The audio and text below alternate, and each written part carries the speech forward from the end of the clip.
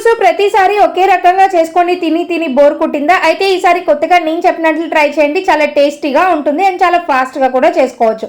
ముందుగా అయితే కోడిగుడ్లు ఉడకపెట్టేసుకొని దానిపైన షెల్ తీసేసి ఒక ప్లేట్లో పెట్టుకోండి. ఇప్పుడు స్టవ్ మీద ప్యాన్ పెట్టుకొని ఆయిల్ వేసుకొని పసుపు వేసుకొని ఇట్లాగే ఎగ్స్ని ఫ్రై చేసుకోండి. ఇట్లా ఫ్రై చేసుకోవడం వల్ల పైన క్రిస్పీనెస్ వస్తుంది, అలాగే ఇట్లాగే ఎర్రగా కూడా కనిపిస్తాయి అనమాట. ఇప్పుడు అదే ఆయిల్లో కొంచెం పోపు గింజలు ఎండుమిర్చిని వేసుకొని బాగా మిక్స్ చేసుకొని అవి వేగిన తర్వాత సన్నగా కట్ చేసుకున్న ఉల్లిపాయ పచ్చిమిర్చి కొంచెం ఉప్పు పసుపుని వేసుకొని బాగా మిక్స్ చేసుకోండి. మూతను పెట్టి కుక్ చేసుకున్నారంటే చాలా ఫాస్ట్గా అయిపోతుంది. ఇప్పుడు ఒక మిక్సీ జార్ తీసుకొని ఇందులోకి కొంచెం అల్లము 4 వెల్లుల్లి రెబ్బల్ని వేసుకొని మీ గ్రేవీకి తగినట్లుగా టమాటాలని వేసుకొని గ్రైండ్ చేసుకోండి. ఎక్కడ వాటర్ యాడ్ చేయకపోతే ఇట్లా థిక్ పేస్ట్ లా ఉంటుంది. ఈ లోపు ఆనియన్స్ అయితే వేగిపోయి ఉంటాయండి. ఇందులోకి మనం గ్రైండ్ చేసుకున్న ఈ టమాటా పేస్ట్ ఇందులోనే కొంచెం కారం వేసుకొని బాగా మిక్స్ చేసుకొని మూతను పెట్టి కుక్ చేసుకోండి. పచ్చి వాసన పోయిన తర్వాత ఎగ్స్ కొత్తిమీర గరం మసాలా వేసుకొని బాగా మిక్స్ చేసుకున్నారు అంటే కోడిగుడ్డు పులుసు రెడీ.